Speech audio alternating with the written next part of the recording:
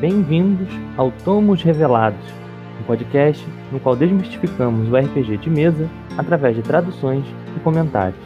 Música, narração e tradução por Felipe Tuller. No episódio de hoje, As 6 Máscaras da Harmonia, uma aventura de uma página criada por Felipe Tuller e Miguel Melo Minkdent, disponível em moiraifmgames.itch.io/The Six Masks of Harmony.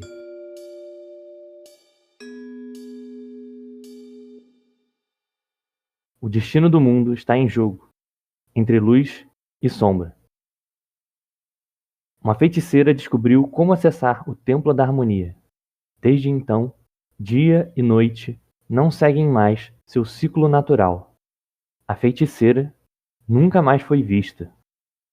Os aventureiros são responsáveis por resolver esse problema. Ao reunir as máscaras das entidades em um altar, o ciclo será restaurado, mas nada será como antes. As 6 Máscaras da Harmonia é uma aventura point crawl independente de sistema, focada em interação social. Os jogadores serão transportados para um templo nas nuvens, onde os 6 espíritos do dia e da noite viviam em harmonia. O delicado equilíbrio entre as forças dos habitantes do templo foi destruído quando um intruso decidiu interferir. O que realmente aconteceu aqui? Os personagens conseguirão escapar com vida? Jogue para descobrir. Atenção, cada palavra importa. O que você encontrará aqui? Ponto número 1. Uma aventura point crawl completa em uma página com 8 locais e de fácil preparação. Ponto número 2. Um panfleto para o mestre, com dicas de como conduzir a aventura, uma tabela de encontros aleatórios e 6 itens mágicos, as 6 Máscaras da Harmonia. Caixa de texto da aventura As 6 Máscaras da Harmonia, intitulada Uma Nova Harmonia. As 6 Máscaras são itens sencientes que podem assumir a forma de espíritos. Em sua forma corpórea, os espíritos podem ser feridos e mortos. Para sair do templo, os personagens dos jogadores precisam colocar 3 das máscaras no altar da sala inicial, estabelecendo uma nova harmonia entre dia e noite. Os personagens dos jogadores recebem bênçãos equivalentes às máscaras que colocarem no altar.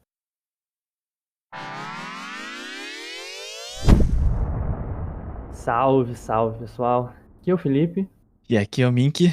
Sejam bem-vindos a um episódio super especial. Hoje iremos falar sobre nossa nova criação chamada As 6 Máscaras da Harmonia. E aí, Miguel, como estamos? E aí, cara? Estamos bem.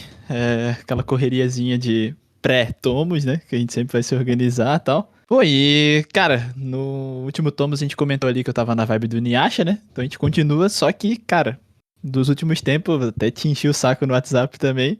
O que tá permeando minhas semanas aí, cada tempo livre, é Pokémon, velho. É ficar assistindo Inuyasha, jogado no sofá, com o Switch na mão, pegando Poké, completando o Pokédex. O vício tomou conta. Nossa, cara, sim. Eu tava conversando com o Miguel esses dias sobre Pokémon e aí o assunto rendeu, né? Porque eu fui uma criança que quando eu ganhei meu Game Boy Color, eu sumi, né, da existência. Não fazia mais nada além de jogar Pokémon. E a coisa do portátil pega muito, porque, pô, tu vai pro não sei onde, pra casa da sua avó, beleza, leva o Game Boy. E, cara, eu tava até falando, né, com o Miguel, que eu era, tipo, aficionado em Pokémon. Tudo que saía de Pokémon, eu tava olhando. Quando anunciaram que ia sair o Pokémon no Brasil, o Pokémon Blue, o Pokémon Red, fiquei maluco. Só que na época era muito caro, né? O meu famoso amigo rico de infância comprou e foi pra minha casa. Levou, a gente ficou lá jogando. 2 moleques na frente daquela mini telinha preta e branca, aquele gráfico horroroso. Mas a gente tava lá alucinado. E, cara, e aí, pô, Pokémon geração 2, né? Pokémon Silvia.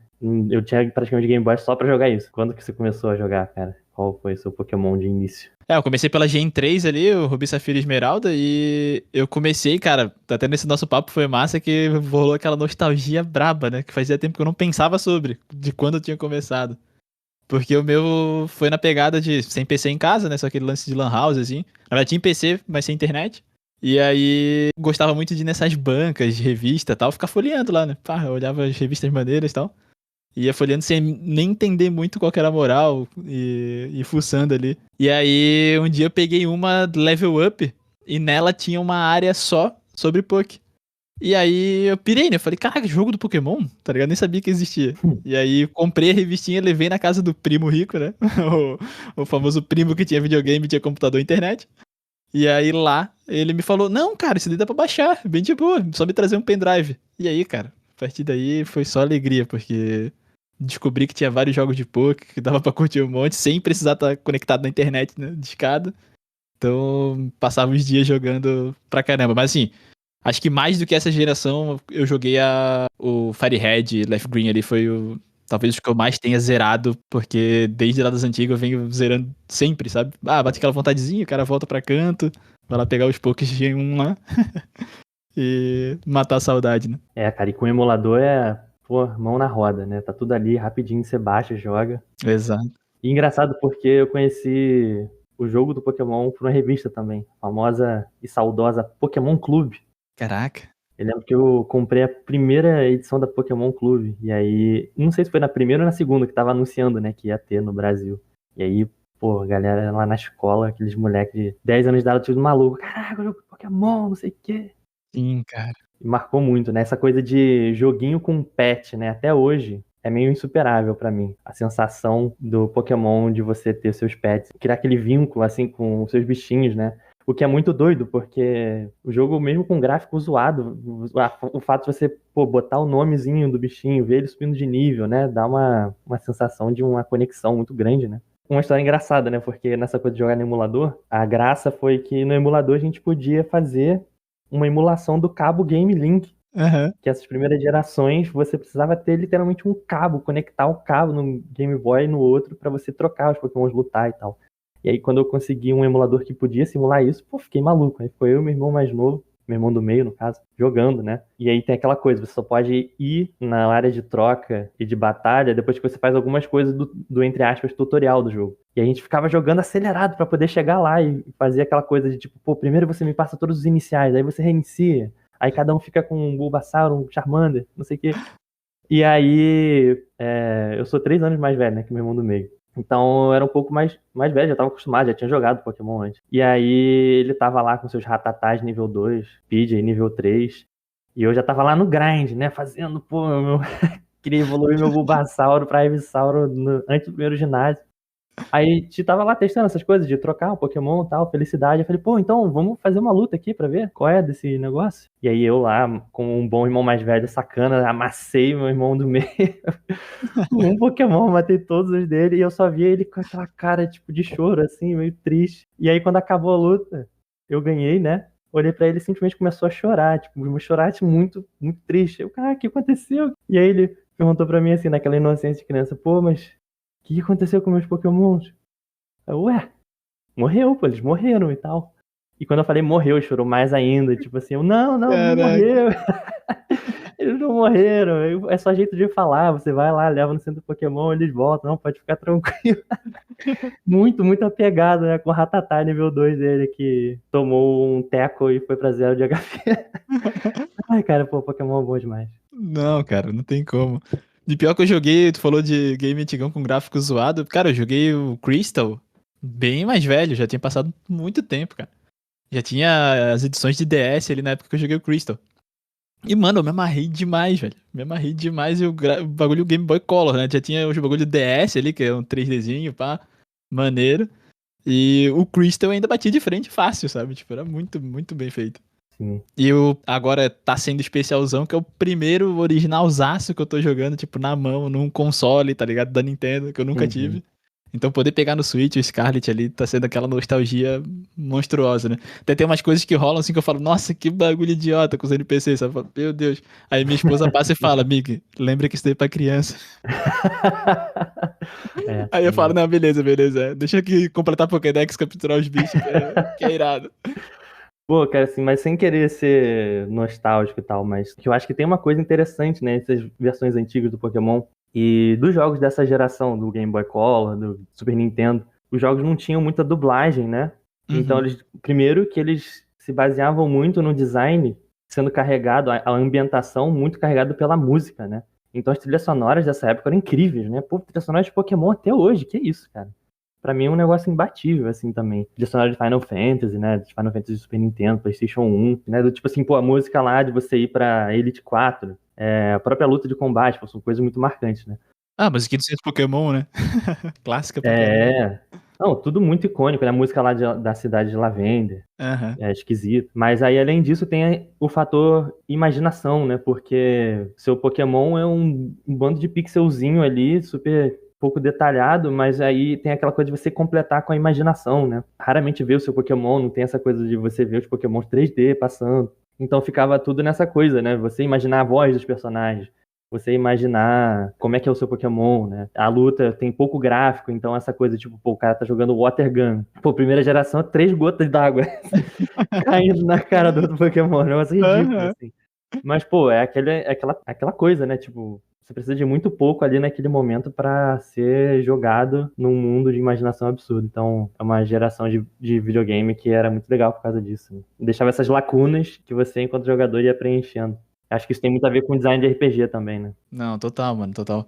E até uma sensação que eu tenho, justamente foi um tópico que eu entrei com um brother meu, que era essa sensação do novo game 3D, mundo aberto, e tu tá explorando mesmo. Que é isso, tipo, tu ir nos ambientes caminhandão mesmo, tu vê os pokés, tipo, pô, na árvore, tá ligado? Tu bate na árvore, cai um pouco inseto, e, tipo, tu tem essa interação de espaço. Nunca tinha experienciado. Pulei algumas gerações ali do meio do caminho, de Alola, de Galar. E aí fui direto pro Scarlet, lá dos de 3DS. Aí é o contraponto, sabe? Tu vê o Poké 3D, tu vê a ambientação, tu vê ele no local mesmo, tá ligado? Eu falo, caraca, Cara. é o mais próximo do anime ali possível, né? Cara, essa experiência de mundo aberto de Pokémon é um negócio que a gente, quando era criança, Sonhava, né? na época da geração 2 era só o que a gente sonhava, né? Só isso que a gente queria, uma sensação de que você Uhum, tá andando, você vê o Pokémon. E isso a gente tem, né, nessas gerações mais recentes. Com exato. todos os problemas, né, aí do último lançamento e tal, mas assim, pô, eles entregam muita coisa, né? É, eu admito que eu fui também. Eu fui jogar meio hater, meio receoso. Pensei, caraca, Pokémon Talk é foda e tal. Já fui meio hater, pá. Mas, cara, admito que tudo isso supera. Tu até brincou com os elementos de RPG aí. Porque, velho, tu real explorar o mundo ali. Eu só fiz isso, mano. Terminou o tutorial, peguei o bicho, saí caminhando a doida, assim, onde eu podia, tá ligado? Aí, óbvio que o level design ali te bloqueia em algumas áreas pra te não quebrar. E pegar uns pokés muito mais fortes ali. Mas eu fiquei só explorando, mano. Ia pro alto da montanha, ia pra dentro de uma caverna, sabe? Era muito massa, cara, esse rolê de exploração. Pô, muito bom, né, cara? E era legal também, né, como desde o começo o Pokémon colocava essa interação com o espaço, com os poderes do seu Pokémon, né? Com aquela coisa dos HMs, poder usar o Pokémon que é de água para usar o Surf, você atravessar áreas que você não conseguia atravessar antes, né? Então tudo isso te fazia dar uma imersão muito interessante no mundo, né? Jogaço. Enfim, cara, se a gente for falar de Pokémon aqui, Não, eu dá um fico o dia episódio inteiro. inteiro. Muita coisa para roubar em questão de game design também, né? Enfim. Mas vamos lá então pro assunto de hoje, gente. A gente vai falar da nossa masmorra, as 6 máscaras da harmonia, que não é bem uma masmorra, vamos entrar nesses detalhes mais em breve, que a gente fez pro concurso One Page Dungeon Contest de 2024. No momento da gravação, o resultado não saiu, mas vocês que já ouviram o episódio da nossa outra masmorra, Túneis Fundos Demais, estão ligados aí que o One Page Dungeon Contest é esse concurso anual de aventuras de uma página, sejam elas masmorras ou não. Então, esse ano a gente se organizou para fazer um materialzinho novamente. E, como sempre, está de graça lá no Itch da Moira e no Itch do Mink. Você pode acessar moira-games.it.io ou minkwood.it.io. Você vai conseguir baixar essa masmorra e outras que a gente fez de graça. Bem, e aí um pouco sobre o que é o One Page Dungeon Contest. É esse concurso, então, organizado desde 2009. Ele é gerido pela comunidade, né, eu diria. Ele não é muito um concurso que uma pessoa encabeçou e tal. Ele já trocou de organizadores umas 3 vezes. E agora, a partir de 2021, ele está sendo organizado pela galera do selo chamado Spill Knights. O organizador é o Todd do Spill Knights. Então, todo ano, esse Dungeon Contest acontece colocando um tema central para pessoas criarem aventuras de uma página. E ele divide as pessoas, então, em categorias meio que de idade, né? Você pode ir na concorrência geral, mas ele também tem uma entrada para aventuras criadas por crianças e, enfim, uma sessão infanto-juvenil, né? Então é bem bacana. Então a ideia é que você faça aventuras gratuitas usando a licença Creative Commons, vai criar um material que vai estar aberto na internet para ser reproduzido, copiado, desde que a pessoa mantenha os créditos dos autores originais. Porque no final a graça é que o organizador junta todas essas entradas no concurso e lança um grande manual, um grande livrão com todas essas aventuras disponíveis para você baixar. Então é um negócio que eu fico muito animado todo ano para ver, né?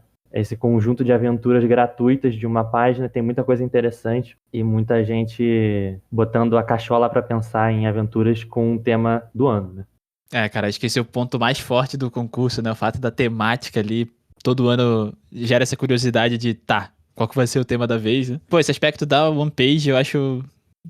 eu sou fã, sabe? Tipo, acho maneiro demais. Foi apresentado por ti na Túneis Fundos Demais lá e, pô, me apaixonei. A maioria dos formatos de coisa que a gente pensa aqui, eu fico pensando, pô, daria pra fazer One Page, hein? Isso aí viria fácil One Page. Uhum. E aí, são duas coisas, né? One Page ou Zine, são os dois que eu mais curto, assim, em questão de formato, de materiais. E aí, o fato do contest puxar um tema, né? Tipo, te desafiar em um tópico e tu vê a exploração de todo mundo, de como é que eles vão interpretar aquilo, porque é sempre um tema muito abrangente, né?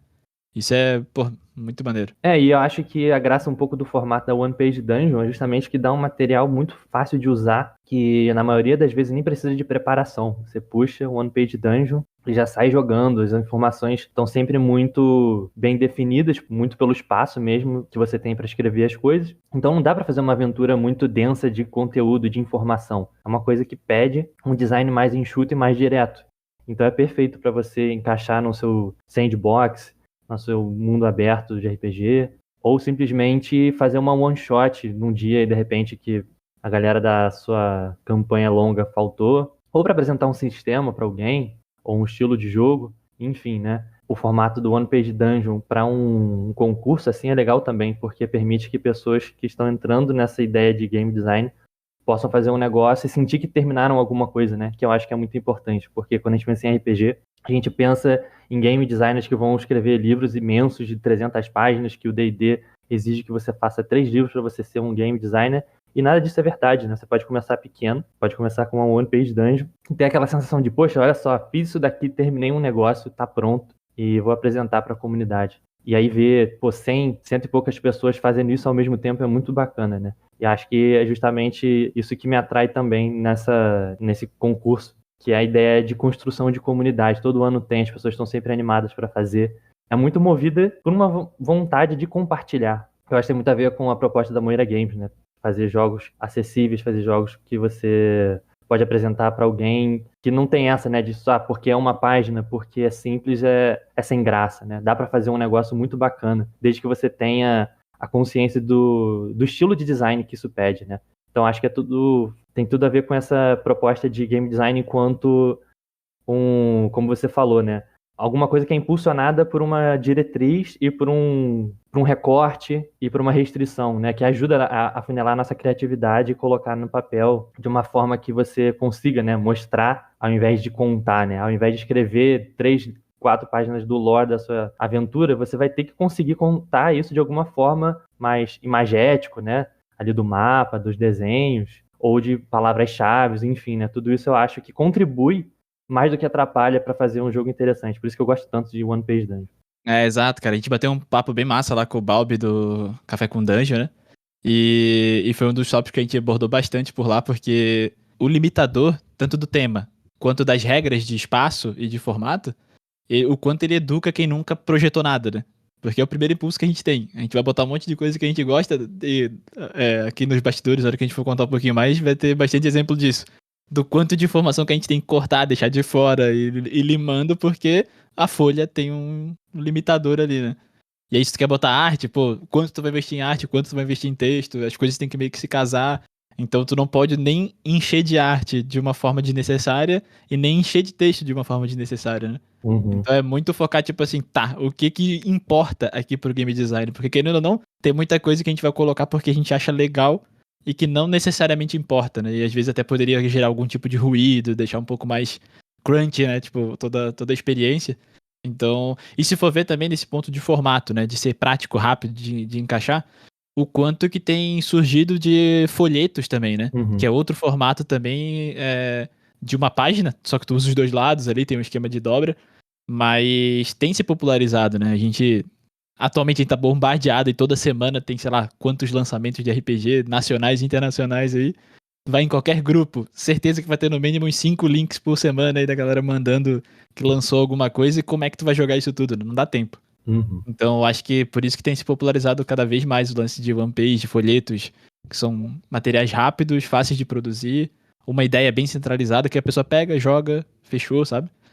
Tanto quem produziu conclui, quanto quem pegou pra jogar sabe que dá pra terminar em um final de semana ali, que não vai precisar fazer uma campanha de um mês, né? Aí eu acho que você tocou num ponto, inclusive, muito importante da gente ver do design do One Page Dungeon, né? Porque nem tudo cabe numa One Page Dungeon, nem toda ideia é executável numa One Page Dungeon. Porque se você lê um texto qualquer ou vê alguém falando do que faria uma boa aventura de RPG, nem tudo se aplica especificamente para uma aventura One Page Dungeon.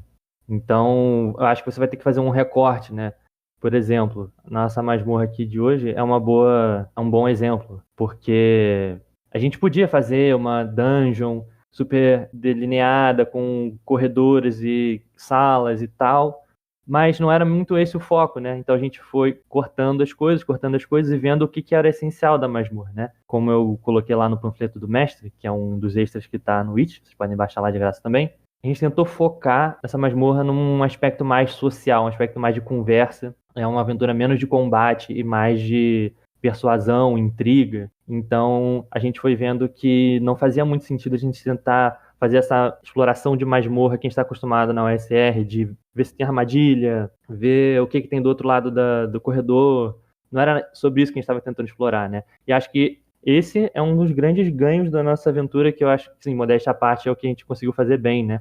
Por mais que a gente estivesse também trabalhando numa abordagem um pouco fora do que a gente está acostumado, né? Então, dos acertos e erros aqui, eu acho que foi muito interessante e muito engrandecedor poder fazer esse projeto, né? Porque a gente começou a pensar fora da caixa várias coisas e aí o resultado foi bacana nesse sentido. E acho que a gente adicionou mais uma camada de desafio aí, né? Que foi, vamos sair da zona de conforto, testar uma parada diferente, e partiu, né? E eu acho que tem outro aspecto também que é maneiro, é o lance de ter lacunas, né? Uhum. Eu acho que esse é outro ponto. Como tu tem que priorizar só aquilo que é interessante pra aquele jogo, né? Pra aquela proposta, tem que ter lacunas pro mestre poder mexer em coisas também. Então, Sim. tanto nesse point crawl que a gente criou aí, tem bastante lacunas pra poder preencher de N formas, ser trabalhado de forma diferente. Mas a base tá ali, né? Então a base já tá estruturada, que exige muito menos preparação, né? Uhum. Ganchos para aventuras futuras, né? Exato. O que vai acontecer depois disso daqui, né? Porque a ideia, um pouco das masmorras que a gente fez, dessas 6 máscaras e da Dig Too Deep também, é que é uma aventura que vai marcar os personagens de alguma forma, vai marcar o mundo. Essa aqui principalmente, né? Não vai ter como a sua campanha, se isso aqui tá numa campanha de RPG, ser a mesma depois dessa aventura. Porque ela trata desse tema da harmonia e da desarmonia. A nova harmonia que vai se formar depois dessa dungeon vai mudar um pouco a dinâmica cósmica mesmo do mundo. Enfim, vamos entrar em mais detalhes. Bom, e o tema desse ano então foi o Full Circle, né? Círculo completo. Perdão do inglês aí que é meio enferrujado, mas o legal é que a partir do momento que eles lançaram esse tema, a gente sentou e começou a fazer o brainstormzão, né? Como que a gente ia interpretar essa leitura de círculo completo, né? Como é que a gente ia explorar isso dentro de um jogo. E lá no site do Contest, eles até comentam um pouco, né? De, como é que você vai explorar isso? Se vai ser através de um item, se vai ser através de formato, enfim. Já tem alguns gatilhos iniciais ali, mas a proposta é bem essa. Não precisa ser uma dungeon inteira dentro desse tema. Pode ser um aspecto dela, importante, central ali, que represente isso. Então, é outro ponto que tem que ser tomada de decisão, né? O quanto de influência esse tema vai ter na dungeon em questão de estrutura, em questão de formato e tudo mais, né? E aí a gente foi pro papel e começou a rabiscar, fazer brainstorm e bater ideia, né, Felipe? Exatamente. O Miguel, ele foi lá num documento e escreveu as ideias que ele teve a partir do tema. Aí, a gente tendo isso, a gente sentou um dia e começou a conversar o que a gente achava legal, o que dava para fazer dentro desses temas. E aí eu lembro que o Miguel apresentou meio que 3 temas, aí a gente foi debatendo cada um, foi modificando o que a gente mais gostou e chegou nos temas centrais, né? Você lembra quais eram os temas que você trouxe? Lembro, cara, e até teve uma coisa antes. Uma semana, eu acho, um pouquinho antes, a gente não sabia quando é que ia sair o tema, até a gente pegou atrasado, né, esse ano. Já tinha sido divulgado uma semaninha ou 2 ali, a gente, depois que viu. Mas eu tinha mandado pra ti uma ilustração de uma criatura, né, de sombras, assim, e ele tinha uma placa no rosto. Uhum. E aí eu falei, pô, Felipe, tá aí, cara, Dungeon, o contest desse ano eu só queria que tivesse uma coisa de montar, tipo um gimmickzinho. E aí que a gente tivesse até depois poder fazer algo físico e poder brincar na mesa como um todo, né? E aí quando surgiu isso, o Felipe falou, vamos jogar no papel então as ideias. Eu fui com isso na cabeça, eu falei, tá, pô, mas vamos na ideia de montar. E aí o círculo completo ficou bem dentro do que a gente tava na cabeça, né? E aí essas 3 ideias, uma delas foi em busca do sol, né? Então a ideia era que o sol nunca mais apareceu no reino, o ciclo do dia acabou e apenas a escuridão reina sobre essa terra. Os sábios se reuniram e descobriram a causa, né? Um poderoso mago abriu um portal das sombras e criou um exército para conquistar. Aí cabe o grupo e invadir esse antro de escuridão e fechar o portal. Então era meio que uma ideia de dungeon clássica, onde um cara abriu um portalzão, tacou sombra pra cima de tudo, então tudo ficou de noite. E aí eles têm que ir lá fechar esse portal pra poder selar. Então a ideia seria levar essas partes da chave, né? E aí o segundo meio que entra na mesma pegada, que é o mal tempestuoso, a segunda ideia. Que era uma ideia de dentro de uma montanha sai uma névoa, né? E aí, de tempos em tempos, sai uma névoa e a vila que contratou o pessoal foi quase toda destruída. Essa é basicamente a última chance deles. E o mago criou 3 selos pra lacrar essa névoa que sai da montanha. Então cada player teria que segurar esse selo e ir lá tentar lacrar e completar o círculo ali, né? E aí, por último, foi a ideia de brincar com o formato, de tipo a prisão anelar, né? Que a gente Uhum. era um famoso colecionador, estava disposto a pagar um alto valor para os mercenários que entrariam na prisão anelar, né? Uma construção mágica criada para atrair e prender os mais gananciosos aventureiros. As lendas dizem que o mago que a criou deixou um poderoso tesouro no centro, mas ninguém nunca chegou até lá. Então era uma ideia também de dungeon em formato de anel, onde a gente teria várias áreas e ela seria meio que um quebra-cabeça por si só, né? Então esse foi o ponto de partida dos nossos esboços, né, Felipe? Isso. Esse último que você falou, da prisão anelar, eu acho que foi uma abordagem que bastante gente fez. Eu dei uma olhada no Reddit da One Page Dungeon e é uma abordagem que eu acho interessante, né? Porque não é um formato de masmorra que a gente está muito acostumado. A gente está acostumado a masmorras que são, como eu falei, né, túneis, salas, então uma coisa mais retangular, mansões, que também é um formato mais quadrado. Então, uma dungeon que é circular já é uma coisa um pouco diferente, né? Esse tema me lembra também aquele jogo que se chama Legend of Grimrock. Você começa numa prisão e você tem que sair de uma prisão, né? Lembra até o filme do D&D, o novo, né? Aquele Honor Among Thieves. Essa proposta é interessante porque tem essa pegada de você já saber qual é o gancho da aventura, né? Você não tem esse problema que muitas aventuras têm, né? Por que a gente tá aqui? Por que a gente não simplesmente vai embora desse lugar horroroso? Não, né? Essa coisa de você estar disposto a entrar num lugar porque lá tem um tesouro, um desafio. Também lembra um pouco aquela coisa de Funhouse Dungeon, né? Que são dungeons que estão lá para desafiar os personagens e os jogadores. Mas eu, conversando com o Miguel, a gente foi muito vendo que essa proposta de dungeon circular e tal podia acabar, na verdade, dando atrito na hora de jogo. Por exemplo, uma coisa que imagino que muita gente tenha feito também é uma dungeon circular que se move. Pô, você que mestra aí Dungeon Crawl, você deve estar ligado que, tipo, é tão fácil você confundir os jogadores com uma descrição levemente errada ou usar as palavras de um jeito confuso, né? Ah, mas a porta é aonde? É no norte? Não, mas a porta tá elevada, tá... Como assim a porta tá acima do nível do sol? Então, sabe, eu acho que o Dungeon Crawl funciona quando você dá informações muito precisas. Então, quando a geografia da coisa começa a ficar complicada, começa a ficar complicado o jogo de entender também, né? A não ser que você seja num VTT da vida. Enfim. E aí a gente já começou a ver o tema que a gente gostava mais na questão ali do impacto, né? Porque eu acho que é isso. Eu acho que um bom gancho de aventura é aquele que você ouve e você fala, pô, beleza, ok, interessante, né? Eu senti que essa proposta do Miguel do Em Busca do Sol era um negócio que me pegava, né? Justamente porque lembra essa coisa um pouco apocalíptica, né? Então é um tipo de coisa que eu costumo gostar em questão de game design, de aventura, né? E aí a gente acabou pegando essa primeira ideia aí e desenvolvendo ela, né? Essa ideia de que o sol apagou e tal. Vocês percebem aí, vendo a masmorra, o resultado final dela, que mudou bastante coisa. Então acho que é natural também, né? A gente começou com uma ideia, no final é quase irreconhecível, assim, acho que faz parte. Não, total. O processo de brainstorm é meio que esse, né? A gente vai manter algumas coisas e ver que estão lá desde o início, né? A ideia do selo, a ideia de combinar coisas e a ideia do ciclo do dia e da noite. Agora, fora isso, a gente mudou pra caramba, né?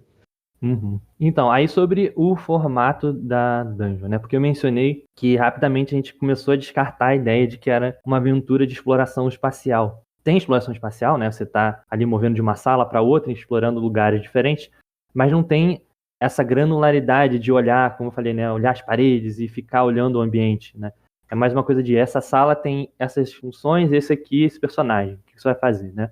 Então, eu achei que seria uma boa masmorra, uma boa aventura pra gente testar um formato diferente, que é o tal do formato point crawl. Quando a gente pensa em design espacial de masmorra e tal, a gente está acostumado naquelas masmorras de grid, são quadradinhos, cada quadradinho são 5 pés, 1,5 m, ou como era antigamente, né, 10 pés ou 3 metros. E você fazia essa contagem bem específica de, essa sala tem 5 quadrados por 5 quadrados. E aí lá no Último Essentials tem, né? Você, quando está procurando armadilhas, você busca num grid 3x3. Então, toda essa especificidade, como vai lidar com o espaço, metragem e tal, né? Então, não era muito o foco.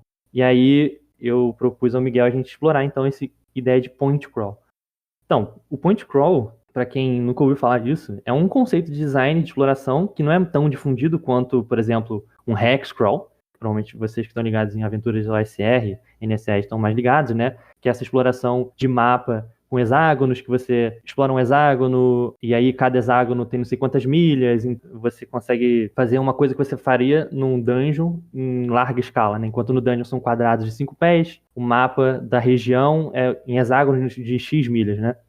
Então, novamente, a gente também não queria isso. E aí o point crawl, ele dá essa forma de movimento que é ponto a ponto, ou seja, é um mapa que tem pontos de interesse que são ligados por um caminho, né? Então só tem conexões e pontos de interesse. E por isso point crawl, porque você está fazendo um crawl, né, uma exploração dos pontos mais interessantes do mapa. Então quando você vai fazer um mapa, você fala, essa aqui é a cidade tal, essa aqui é a sala tal. Você corta o que tem de desnecessário no caminho, né?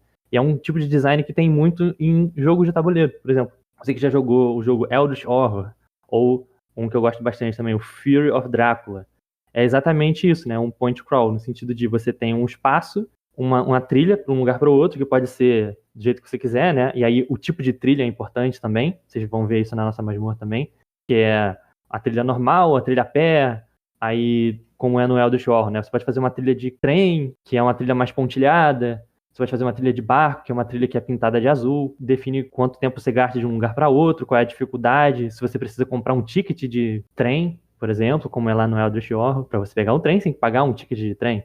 Então, você pode percorrer uma distância maior, mais rápido, só que você tem que gastar algum recurso, né? Então, o point crawl vai lidar de uma maneira, resumindo, né? De uma maneira mais abstrata, focando no que é realmente de interesse do jogo, e é isso. Mas que também não precisa ser cortada, né, Felipe?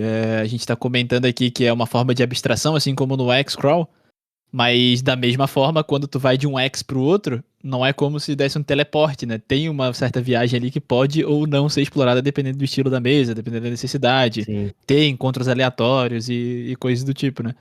Então, até como a gente falou, em questão de limitação de espaço, a One Page ela foca no que é necessário, bota os pontos de interesse, bota as salas. O Point Crawl já define quais são os pontos de interesse, mas nada impede de que na sua mesa você crie aí outros pontos que estejam no meio do caminho, interações que aconteçam durante esses trajetos e coisas do tipo, né? Assim como acontece no X-Crawl.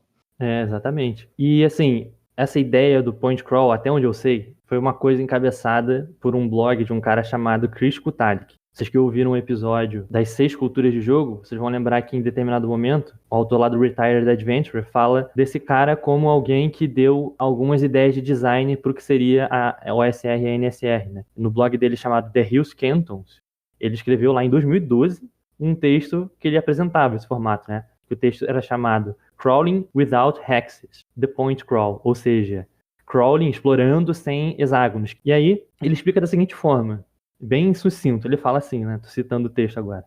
O que é movimento ponto a ponto? Simples. É um mapa que substitui os hexágonos com apenas locações e conectores. E aí, qual é o ponto dele, né? Vou citar aqui de novo. Que ele fala que usar hexcrawl tem um problema, né? Ele fala assim, um mapa hexagonal cria áreas de espaço vazio, inúmeros hexágonos que podem conter nada de interessante. isso reduz a quantidade de informações que você pode ver de relance. O vai e vem entre o mapa hexagonal e a descrição da aventura se torna um pesadelo de gestão enquanto você está mestrando um jogo. Então é isso, né? O hexágono é interessante porque ele está metrificando distâncias, etc. Mas acontece muito em muitos hexcrawls que não vão desenvolver muito o que tem naquele hexágono, né? Ah, esse é um hexágono de floresta. Beleza, mas o que tem aqui dentro, sabe? O hexcrawl tem essa tendência um pouco de ir para uma contabilização temporal meio vazia, né? Você está viajando. Beleza, mas o que aconteceu? Nada, você está só num hexágono de floresta. E agora? Ah, tô no hexágono de montanha. Tá, e agora? Então, a ideia do point crawl é fazer essa limpeza, né? Tipo, enxugar essas coisas, esse espaço meio vazio em que os hexágonos tendem a acontecer e falar, tá, essa aqui é o ponto da floresta, né? Ao invés de 8, 9, 10 hexágonos de floresta, você falar, beleza, esse é o ponto da floresta que tem a cachoeira mágica. E aqui é o ponto onde tem a tribo do Zel. Esses são os dois pontos de interesse. Para chegar em um ou outro, você tem que fazer essa trilha, ou fazer essa trilha aqui, que é uma trilha secreta que só os elfos conhecem. Então, você já direcionou o jogo, já enxugou bastante coisa, né? E, então, o point crawl é uma parada legal para ligar os pontos de interesse, como ele diz.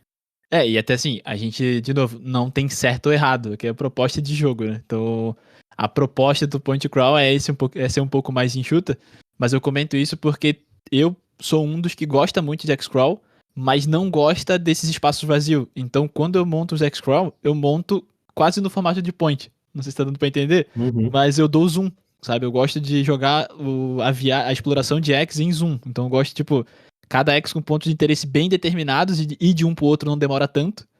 Mas tem coisas muito específicas ali. Mesma coisa de ir de um ponto pro outro, por exemplo. Então, em vez de espaçar, não, a cidade fica a 5 dias de viagem, vamos rolar a viagem de vocês. Aí gasta uma ração, faz o acampamento. Não, eu corto tudo isso.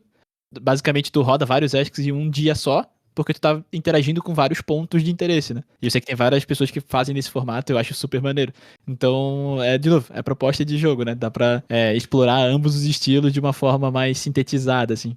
Sim. Bem, e aí na nossa aventura, ela foi bem sintetizada também no sentido de número de salas. Porque a outra masmorra, né, Miguel, a gente fez, eu acho que ficou com umas 16 salas, por aí. E nessa aventura, podem ver que tem apenas 8 salas. Então, de novo, né, o espaço literal da aventura é reduzido, não tem tantas salas, mas as salas, o espaço de descrição foi completo pela descrição dos NPCs, os poderes e as personalidades dessas máscaras, que é o foco do nosso jogo, né? E até eu lembro quando tu veio puxar comigo essa ideia de point crawl, de um rolê mais interpretativo, narrativo, tu me trouxe um exemplo, tu lembra de onde é que era essa tabelinha que tinha a interação entre os NPCs e tudo mais? Ah, sim, bem lembrado, cara. Já até esquecido disso, mas a ideia de uma aventura que a gente ia interagir com NPCs e que esses NPCs têm certas relações uns com os outros veio de um mini cenário de um selo chamado Lazy Lich's Loot, que eu sei que o Miguel também gosta bastante do estilo do Lazy Lich's Loot, que é um mini cenário chamado Willow.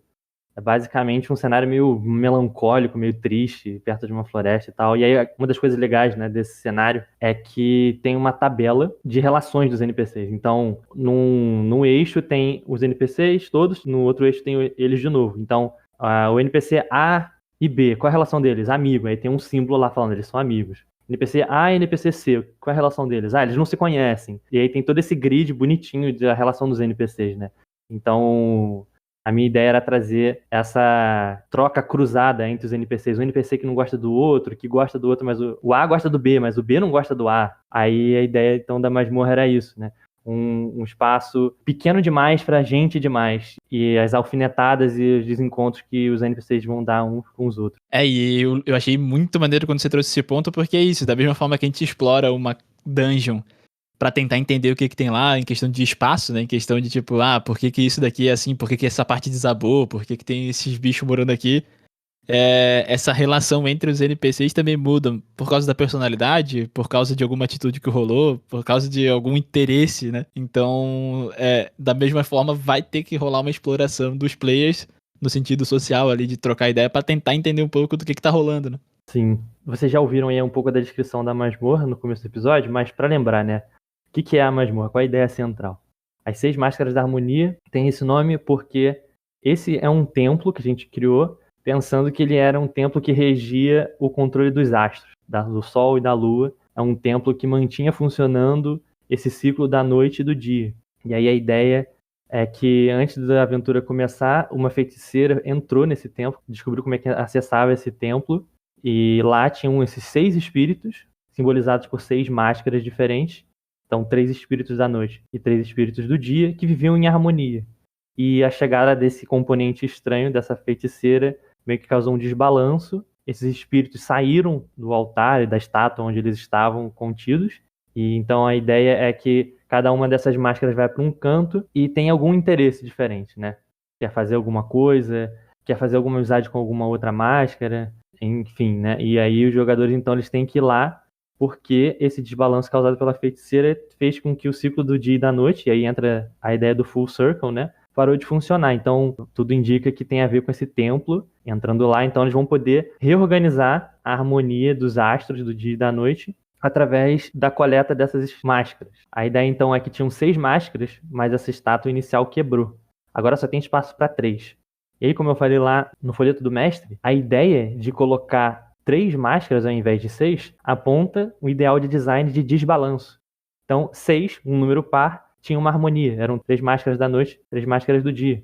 E agora não. Agora, para restabelecer a harmonia e colocar as máscaras no seu devido lugar novamente, você, enquanto jogador, vai ter que escolher 3 dessas 6. Então, a pergunta é, o que você, enquanto jogador, vai fazer? Qual máscara você quer se aliar? Qual delas você confia mais? Ou qual delas você acha que deve estar lá? Ou vai que você não liga pra nada disso, você só tá lá pra lutear, então você pegou o que deu pra fazer e só botou as máscaras lá porque você tinha que fazer isso pra sair. Enfim, né? O jogo vai variar muito, assim a gente espera, né? A partir das suas ações, né? A ideia é que vai se criar uma nova harmonia entre o dia e da noite, que vai ser um desbalanço. Vai ter um domínio que vai ser um domínio do sol ou um domínio da lua, dependendo das máscaras que você botar. Se você botar mais máscaras do dia, o dia, a partir de então, na sua campanha, vai ter mais horas. O dia vai ser mais longo do que a noite. É, exato, e esse é o aspecto que a gente falou que se manteve desde o início dessa ideia de carregar coisas, de juntar coisas no final, de tu poder combinar, né? E algo que eu gostei bastante do resultado, da gente ter diferentes finais, diferentes possibilidades, isso tudo varia, porque não é, de novo, não é uma situação onde a ideia é entrar ali, sentar a espada em todos os 8, né? Em todos os 8 pontos ali, catar as 6, coletar as 6 máscaras, sair com dinheiro, máscara e acabou. Não. A ideia é que elas podem ser conquistadas de diferentes formas, né? Elas podem ser negociadas, elas podem ter como aliados, então existe N formas de conseguir finalizar essa dungeon, e é isso que eu gostei bastante, cara. De tu poder ter o portador da máscara, sabe? Então não ser algo que tá guardado na mochila e acabou. Não, existe alguém que tá portando aquilo, tá se relacionando com aquele NPC de alguma forma. E aí no final vai dar ideia, né? Ela vai pra estátua final da harmonia ou não, né? Exato, né? É o que a gente colocou como um tema central da masmorra, né? Essa ideia de final em aberto. E a gente explorou isso, como a gente falou, na ideia de que você vai juntar 3 máscaras para poder criar uma nova harmonia e sair do templo. Mas também a gente colocou uma saída secreta. A ideia é que se você quiser fazer um final leal, o final lawful da masmorra, você vai fazer isso, coletar direitinho 3 ou mais máscaras e colocar lá no altar. Só que existe uma saída secreta. E se os jogadores descobrirem essa saída secreta, eles podem sair dali e de repente levar uma dessas máscaras para fora, né? Que não é o que esse templo espera que seja feito, né? Vocês que leram aí a masmorra vão se lembrar que tem lá dizendo nessa saída secreta, né? Ó, cuidado, sair por aqui não é uma coisa legal. Explicitamente falando que é uma coisa meio caótica, vai contra as ordens e a lei natural. E aí vai também dos jogadores falar, ah, beleza, vamos aceitar, não vamos mexer nisso daqui, porque isso aqui é perigoso. Ou vai que não, né? Pô, a curiosidade fala mais alto e você vai querer sair e tal. Mas seja como for, como o Miguel falou, né? A ideia eu sintetizei da seguinte forma lá no Conflito do Mestre, né? Que essa aventura é menos sobre como vencer seus inimigos e mais sobre como convencer seus inimigos. E isso tem muito a ver também com outro episódio do Tomos, que a gente falou do texto da lista para masmorras, né? Como fazer uma boa masmorra. O autor lá do blog Goblin Punch fala uma coisa que eu concordo muito e foi muito também da inspiração dessa masmorra, que ele diz lá em determinado momento em Caps Lock. Toda masmorra deve ter alguém para conversar. E que a gente sabe não é um aspecto de masmorra muito privilegiado pelos designers, né? Então a ideia é, pô, vamos inverter isso. vamos inverter um pouco essa lógica da masmorra enquanto um negócio de espaço e de perigo espacial e de combate e fazer o contrário, né? Um espaço onde a gente vai conversar e que a gente vai fazer aliados e inimigos e que a gente vai montar esse estratagema a partir dos NPCs que estão lá dentro, né? Mas é aquela coisa, você pode lutar contra essas máscaras, você pode lutar contra esses espíritos, né? Que aí tem essa ideia também, né? De que você que leu lá o panfleto do mestre vai ver que as máscaras são, ao mesmo tempo, itens sentientes e, ao mesmo tempo, espíritos. Então, essa máscara, ela pode assumir uma forma de um espírito, você pode lutar contra ele, mas você também pode usar essa máscara. Então, a ideia é que se você convencer uma dessas máscaras de que ela vai se aliar a você, você pode falar, o espírito pode falar, beleza, então eu vou com você, vamos fazer isso aí que você quer. De repente falar, pô, vamos lá matar o espírito da luz, né? Falando com o espírito da escuridão, você vai matar o espírito da luz, o espírito da escuridão fala, pô, beleza, então eu tô contigo. Aí você bota a máscara da escuridão. E aí você tem um NPC andando com você, conversando com você, e de repente vai mudar de ideia também, né? Que isso tá muito na máscara da sala do braseiro, né? Que é uma máscara um pouco instável, que é a máscara do espírito do maravilhamento. Que é uma máscara que vai se apaixonar por personagens, tanto dos jogadores quanto NPCs. Então ela vai mudar de ideia em determinado momento, falar, cansei de ficar com você, agora eu vou me aliar àquilo ali. Enfim, vai colocar toda uma confusão em jogo, né? Essas alianças não são temporárias, não são fixas, né? E é isso, você pode simplesmente matar esses espíritos e pegar as máscaras pra você, vai estar lá a sugestão dos status dela, né? Acho que a gente botou HD4 ou HD5 para cada um desses espíritos, então são espíritos fortes. A ideia é que personagens iniciais vão ter dificuldade de lutar contra esses espíritos, mas você pode também, né? Uma coisa que sempre é possível num RPG que tem regras de combate. Porém, tudo indica na aventura de que a sua experiência vai ser conduzida de uma outra forma, né? Você vai conversar com o espírito, ele vai te falar alguma coisa, ele tem um espírito que é mais introspectivo, que gosta de ouvir o que você está falando, que está curioso no que você está falando, o outro que quer dominar você, quer ver se você é forte ou não. Então são vários desses desafios mais de interpretação, ver como o que você escolhe falar, ou o que você escolhe fazer frente a esses NPCs vai reverberar com eles, né? Se eles vão gostar de você ou não. Se você tem o mérito ou não de estar à altura daquele NPC. Tudo isso tem a ver com essa dinâmica social que a gente preparou para o jogo, né? Cara, e aí esse é um grande ponto do mestre na hora de trazer pra mesa, que é o de deixar claro o posicionamento de cada uma das máscaras, o que elas estão buscando e qual que é o critério também, porque elas têm... Exemplo, o espírito da luz odeia mentiras.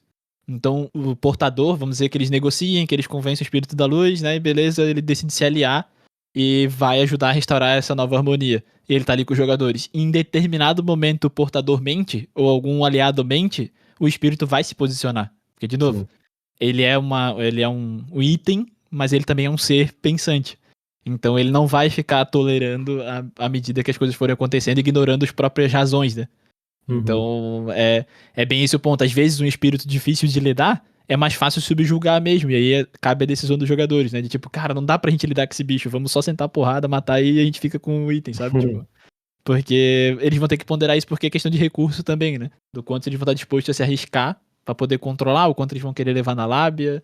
Porque uma máscara vai conflitar com a outra. Então só o fato de estar carregando mais de uma já vai começar a gerar certos conflitos em mesa, né? Sim.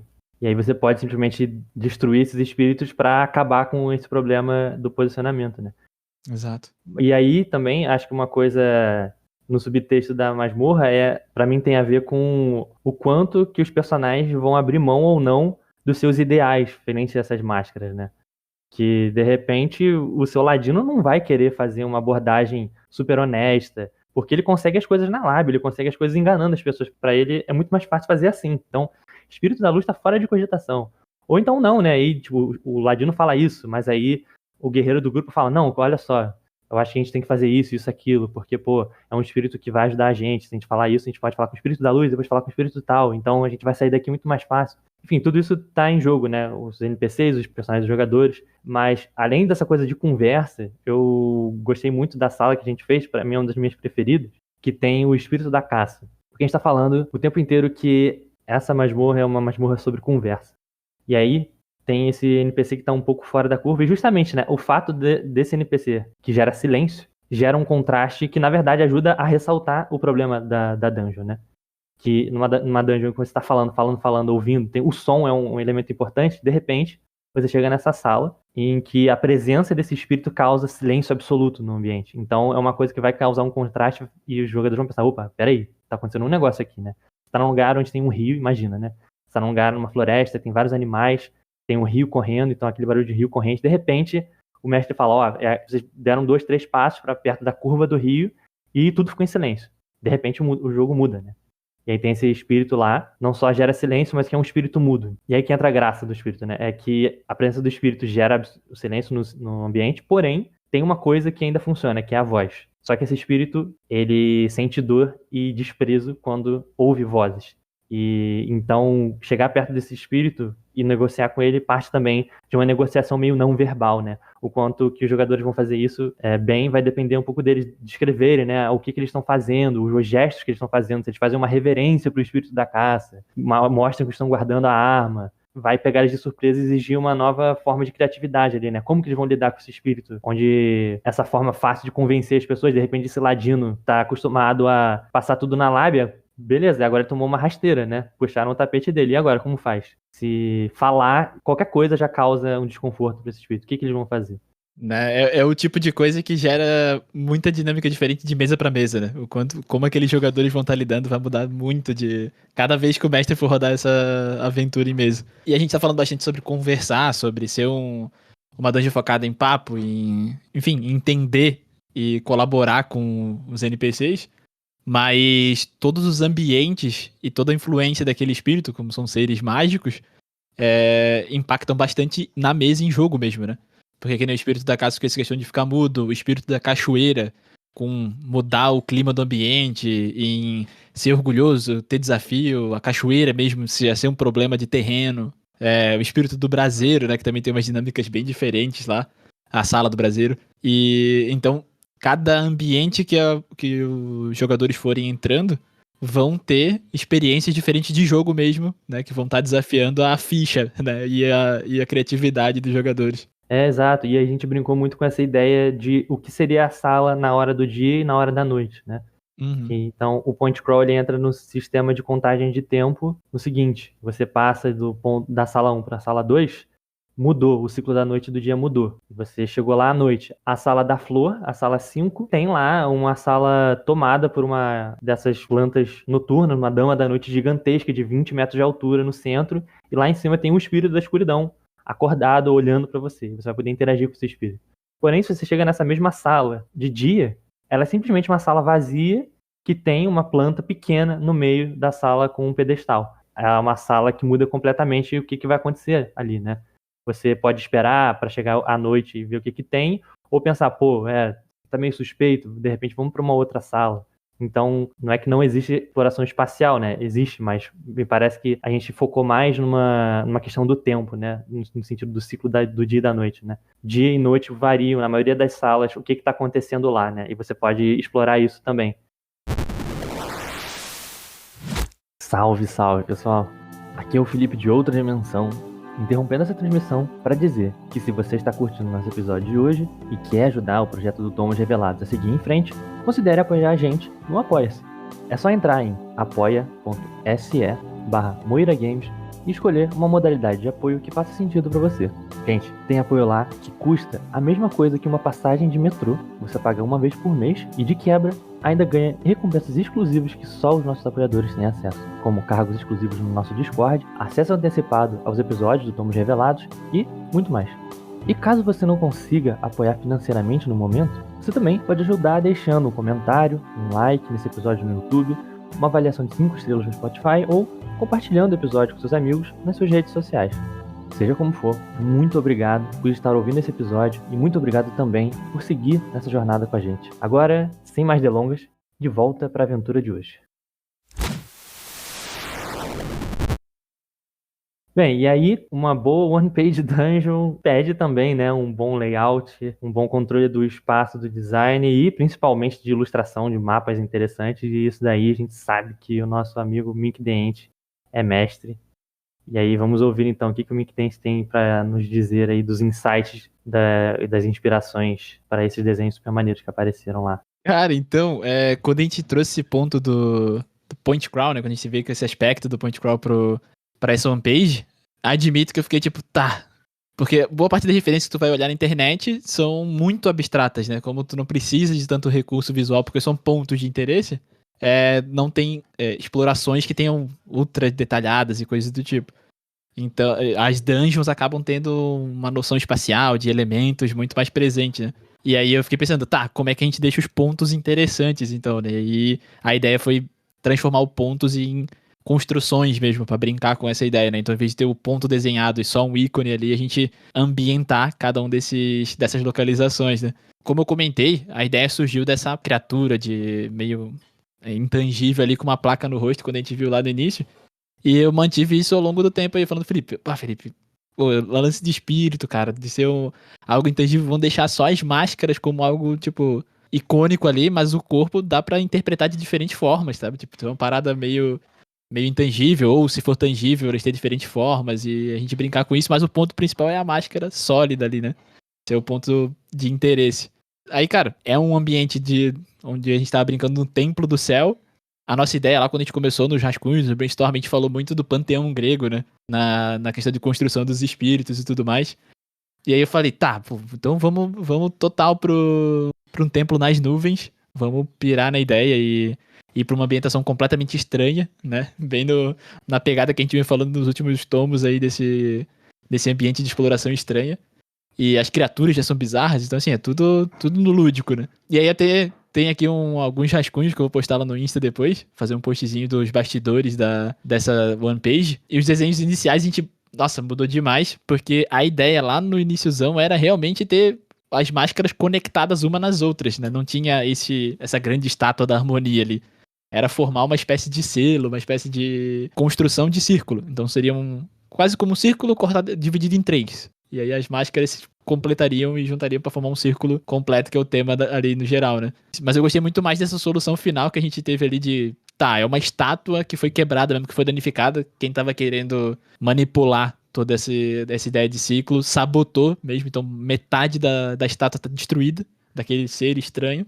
E só tem espaço pra conectar 3 máscaras ali naqueles slots, né? Então a brincadeira final de conexão ficou mais no intuito de preencher os slots do que de juntar as máscaras em si, né? E aí deu uma liberdade maior pra gente na hora de pensar no design delas também. E, pô, em questão das máscaras, o que a gente pensou bastante das máscaras era brincar com esses formatos de sol e de lua, né? Pra deixar bem icônico. Mas eu peguei bastante inspiração nas máscaras japonesas, que eu acho muito maneira, tipo Anbu, sabe, do Naruto, que quem curte aí. Que são basicamente máscaras de animais, mas que, pô, muda uma pintura, muda uma expressão, sabe? Então, tipo, a silhueta é sempre meio que padrão, ali bem simplificada, mas o que muda é a pintura e a expressão daquele animal, né? Então, na hora de pensar nesses designs, eu fui bem pra esse caminho de... Tá, beleza, é um sol, a máscara de sol, ela tem aquele formato, mas e como é que a gente representa luz, maravilhamento, catástrofe nesses aspectos, né? E a gente foi brincando ali com o maravilhamento, uma máscara um pouco mais curvada ali, com uma expressão meio sacana. Com os olhos bem grandes, né? Os olhos bem grandes, exato. A máscara da catástrofe toda destruída, com um olhar mais severo, assim. Então, deu pra brincar nesses aspectos de design de cada máscara na expressão e aí as pinturas pra detalhar, né? Então, e um elemento só que a gente manteve em todas as máscaras foi esse olho bizarro pra representar a ideia desse ser senciente, né? Que é uma máscara viva. Tipo, é um ser, não é uma máscara que foi confeccionada por alguém, né? Então, em todas elas tem esse elemento que meio que dá uma quebra ali, que é um olho estranho, vivo, diferente do olho da máscara, né? Pô, e me pega muito esse tipo de aventura, porque eu adoro também a ideia de itens falantes, animais falantes, que é uma coisa muito fantástica. A ideia de que você vai conversar com coisas que não são seres humanos, são outras coisas. Eles pensam diferente de você, eles agem diferente de você. Então você não sabe muito bem o que esperar dessas criaturas. Quando tá jogando RPG, normalmente você tem certos preconceitos e certas ideias do que são os NPCs, né? Um nobre, às vezes, é meio snob. Um ladino é meio que vai tentar te enganar, etc. Agora, o que você espera de um espírito bizarro com uma máscara bizarra numa sala estranha? É uma coisa que você vai ter que jogar, interagir e ver o que sai daquilo, né? Então é uma proposta de uma exploração que te propõe uma situação nova, né? Eu gosto muito dessa abordagem e a gente tentou trazer um pouco isso pra masmorra, né? Através dessa coisa das máscaras. E é bem nesse ponto, né? Como é que é o caminhar sobre as nuvens, como é que é o lutar contra o espírito desse, né? Se for lutar mesmo, como é que ele se comportaria, porque é isso, é tudo muito numa abstração, né? De seres bizarros que abre possibilidades inúmeras aí pra representações em mesa, né? Sim, cara. E principalmente quando a gente encaixa os elementos extras que a gente colocou no panfleto do mestre. Porque, como a gente falou, né, o design de One Page Dungeon, ele espera que você seja conciso. Então, certas coisas que não eram muito centrais para explorar essa dinâmica de conversa, de interação com o NPC, foram caindo, né, que eram secundárias, mas que agregam de alguma forma. Então, a gente não eliminou completamente, a gente deixou para um material extra. Você consegue jogar e explorar todas essas nuances de harmonia, desarmonia, conflito e aliados só com a masmorra de uma página. Só que se você quiser acrescentar um pouquinho mais, você pode pegar o panfleto que adiciona duas coisas que para mim são bem interessantes. O primeiro extra lá do panfleto são os clássicos encontros aleatórios. Encontros aleatórios tem a ver, né, com colocar mais pressão de tempo, colocar criaturas que vão aparecer, principalmente os guardiões dos ciclos, né? Uma coisa que a gente não mencionou aqui no nosso papo, mas que tá lá na dungeon, vocês podem ver, né? Essas criaturinhas que são aliadas do dia e da noite. Se você tá com uma máscara da lua, que o espírito morreu e aparece um guardião da lua, provavelmente essa criatura vai olhar pra você e pensar, pô, esse aqui é meu inimigo, destruiu o meu mestre, né? Destruiu o espírito da escuridão. E aí é mais um problema que você vai ter que lidar, né? Você tá tentando coletar as máscaras, mas tem essa coisa de atrair a atenção de criaturas indesejadas, ou acontecer uma coisa estranha que atrai a atenção dos jogadores para um outro lugar, né? Um exemplo aqui que a gente colocou no encontro aleatório, né? O evento número 6. Um meteorito metálico cai em uma sala aleatória. Você vai rolar um D8 e ver onde esse meteorito tá. Então você está na sala número 2. Porém, você viu ele caindo lá embaixo, na sala número 5. Você pensa, pô, o que é aquilo que caiu lá? Será que vale a pena ir lá ver? Parece que era um material estranho. Será que vale a pena averiguar? Né? Ou então começa a chover um negócio, começa a cair coisas bizarras e valiosas numa sala adjacente à sua, ou em cima de você. Então são coisas que vão te pegar desprevenido novamente, né? E colocar mais um elemento de surpresa na masmorra. Então, encontros aleatórios são muito interessantes quando você tá pensando numa masmorra que tem a ver com o tempo, né? Passagem do tempo. É, exato, cara. E o papo de Pokémon não foi à toa, né? Acabou que os guardiões ali foi até um tópico que quando a gente tava criando, eu comentei, né? Pô, e se a gente tivesse uns petzinhos, cara? Pô, aventura com pet. Na nossa mesa aberta lá, a galera dá jeito de toda a mesa aberta, toda aventura que a gente tá jogando. Eles arranjam macaco, porco-espinho, inseto. O pessoal tá sempre carregando um monte de bicho bizarro. Aí, na hora de desenvolver essa dungeon, a gente pirou, né? A gente falou, tá, vamos pensar nas criaturinhas, então, aí, que podem virar aliados, que podem ser inimigos, que estão ambientando o local aí. Também são elementos da dungeon que eu gostei muito no final. Sim, né? E que inclusive interagem com alguns espíritos, os espíritos da caça, que tem essa coisa de querer coletar os espíritos do dia, né? Aham. Mas além dos encontros aleatórios, a gente também trouxe uma coisa que doeu muito o coração ter que cortar da versão final, que são efeitos mágicos das máscaras, né? Cada máscara a gente determinou que tem efeitos mágicos nesses extras. Assim, jogando a masmorra como ela tá na própria One Page, você pode fazer um ruling, você enquanto mestre, e dizer, pô, é um espírito da catástrofe, então a pessoa que botar essa máscara vai ter um pouco desses poderes que está sendo descrito aqui, né? Vai do mestre determinar o que vai acontecer ali. Aí tá em critério de interpretação, né, e tal. Mas a gente pensou em efeitos específicos para essas máscaras, que podem virar itens mágicos depois da masmorra e dentro dela, né? Por exemplo, uma que já vi que a galera recebeu bem, que é a máscara do sonho, que é a máscara do espírito dos segredos. Ela, uma vez por noite, permite que o usuário da máscara invada o sonho de uma criatura adormecida para ler seus pensamentos. Então, percebem? Máscara do sonho, do espírito dos segredos. Então a gente misturou as duas coisas, né? Você vai roubar os segredos de alguém enquanto ela dorme. Só que aí a gente pensou também nessa ideia de harmonia, também nos efeitos das máscaras. Então, que por um lado te dá um efeito positivo, por outro traz um problema. Então a máscara do sonho permite que você entre no sonho das pessoas, investigue os pensamentos da pessoa sem que ela queira. Porém, se o usuário da máscara do sonho não sair do sonho até o amanhecer, ele fica preso no mundo dos sonhos. Que raios isso significa? Cara, eu não faço ideia. Você, enquanto mestre, vai determinar, né? Essa ideia de deixar em aberto para gerar jogo na sua mesa. E para mim esse é o tipo de coisa que eu gosto de ver numa aventura, e então coloquei aqui também, né?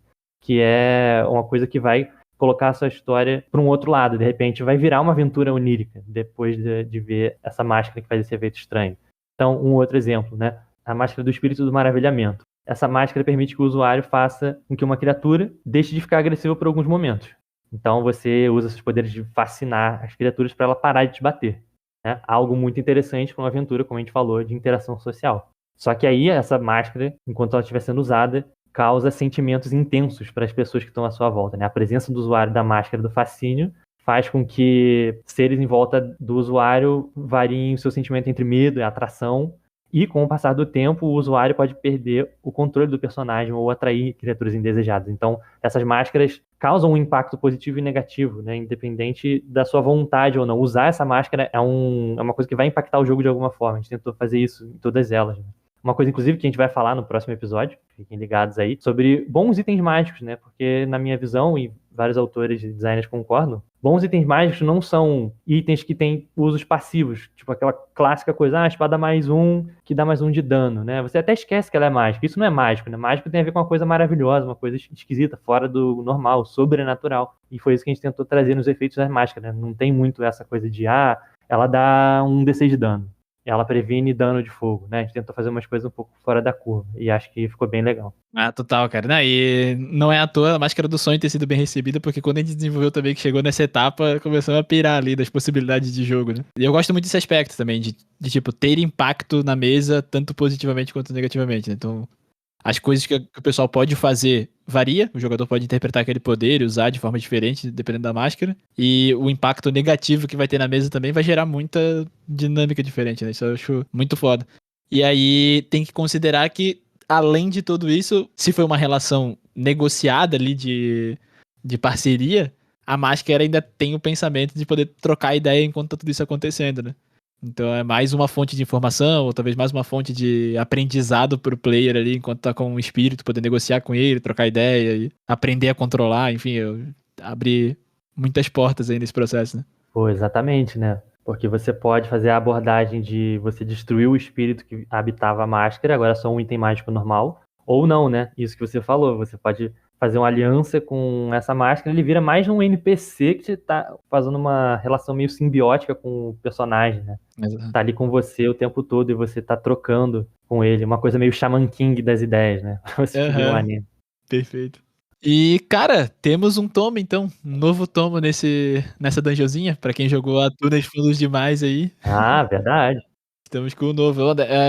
Isso foi um tópico que a gente entrou que eu achei muito maneiro da gente ter levado em frente, que é a ideia dessas dungeons terem uma certa conexão. Então, sim, numa mesma campanha, numa mesma aventura que estiver jogando, tem como encaixar ambas as one pages. E aí fica o spoilerzinho de ideias pro futuro. Diferente da outra que a gente tem o Bloody Tomb, né? O Tomo Sangrento. Agora a gente tem o Tomo dos Céus.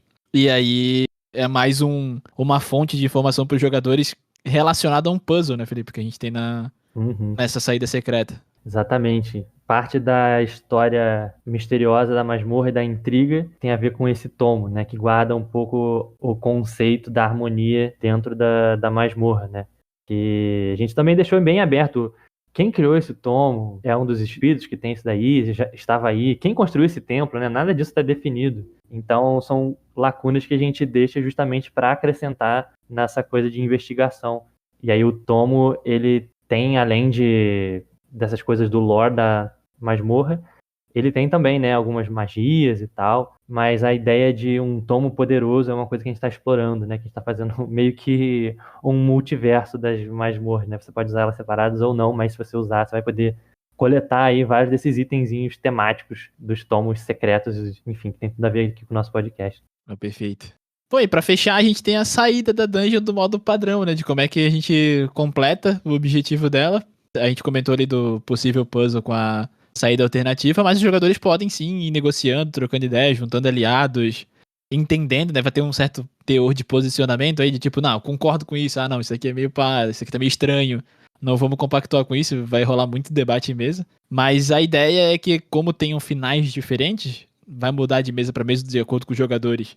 O que eles vão juntar nessa grande estátua, vai mudar os benefícios também dali pra frente, vai ser estabelecida uma nova harmonia, né?